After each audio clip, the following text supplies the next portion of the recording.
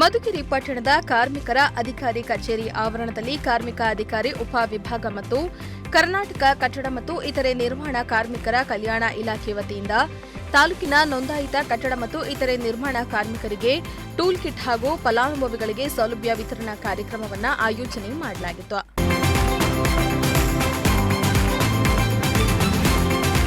ಕಾರ್ಯಕ್ರಮದಲ್ಲಿ ಜಿಲ್ಲಾ ಪಂಚಾಯತ್ ಸಿಇಒ ಪ್ರಭು, ಜಿಲ್ಲಾಧಿಕಾರಿ ತಿಪ್ಪೇಸ್ವಾಮಿ, ತಹಸೀಲ್ದಾರ್ ಶಿರೀನ್ ತಾಜ್, ಡಿವೈಎಸ್ಪಿ ಮಂಜುನಾಥ್, ಕಾರ್ಮಿಕ ನಿರೀಕ್ಷಕ ಅಬ್ದುಲ್ ಸೇರಿದಂತೆ ಮುಂತಾದವರು ಭಾಗಿಯಾಗಿದ್ದರು.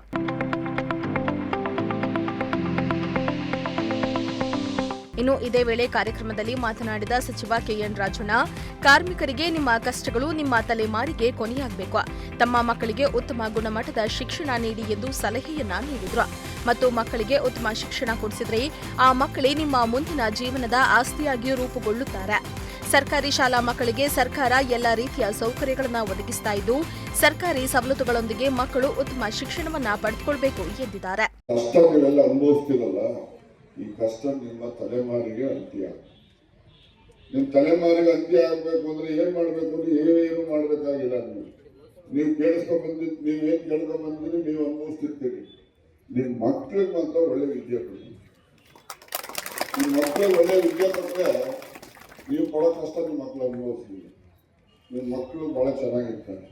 ನೀವು ಅನ್ಕೋಬೇಕು, ದೇವ್ರೆ ನಾವು ಅನುಭವಿಸೋ ಕಷ್ಟ ಎಲ್ಲ ನಮ್ಮ ತಲೆಮಾರಿಗೆ ಅಂತ್ಯ ಮಾಡಪ್ಪ, ನಮ್ಮ ಮಕ್ಕಳು ಚೆನ್ನಾಗಿರ್ಲಿ ಅಂತೇಳಿ ನೀವು ಮಕ್ಕಳನ್ನ ಹೆಂಗೆ ಪ್ರೀತಿಯಿಂದ ಸಲುತ್ತಿರೋ ಅವರಿಗೆ ವಿದ್ಯೆ ಕೊಟ್ಟರೆ ಮಾತ್ರ ಅದಕ್ಕೆ ಅರ್ಥ ಬರ್ತದೆ.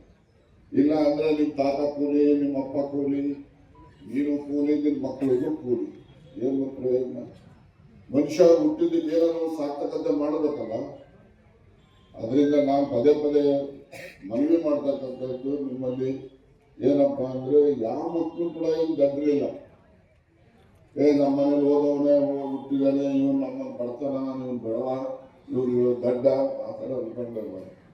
ಯಾರು ಬಡವರ ಮನೇಲಿ ಹುಡ್ತಾರೆ, ಯಾರು ತಂದೆ ತಾಯಿ ಅನಕ್ಷರಿಸ್ತಾರೆ, ಅಂಥವ್ರ ಮನೆ ಹುಟ್ಟೋ ಮಕ್ಕಳೇ ಹೆಚ್ಚು ಬುದ್ಧಿವಂತರು. ನಮ್ಮ ಅಪ್ಪನೂ ಎಬ್ಬೆಟ್ಟು, ನಮ್ಮ ಅಮ್ಮನೂ ಎಬ್ಬೆಟ್ಟು. ನಾನು ನಾಗರಾಜ್ ಹೇಳ್ತಾರೆ, ಗೊತ್ತಾಯ್ತಾ? ಅದರಿಂದ ತಂದೆ ತಾಯಿಯವರು ಬುದ್ಧಿವಂತಿಕೆ ಮೇಲೆ ಮಕ್ಕಳು ಬುದ್ಧಿವಂತಿಕೆ ಮಕ್ಕಳು ತಿಳ್ಕೊಳ್ಳೋಕೆ ಹೋಗ್ಬೇಡಿ. ಅದರಿಂದ ದಯಮಾಡಿ ಮಕ್ಕಳು ಮಾತ್ರ ವಿದ್ಯೆಯಿಂದ ವಂಚನೆ ಮಾಡಿ. ಸಿರಾಜ್ ಅಹಮದ್, ಪ್ರಜಾಶಕ್ತಿ ಟಿವಿ, ಮಧುಗಿರಿ.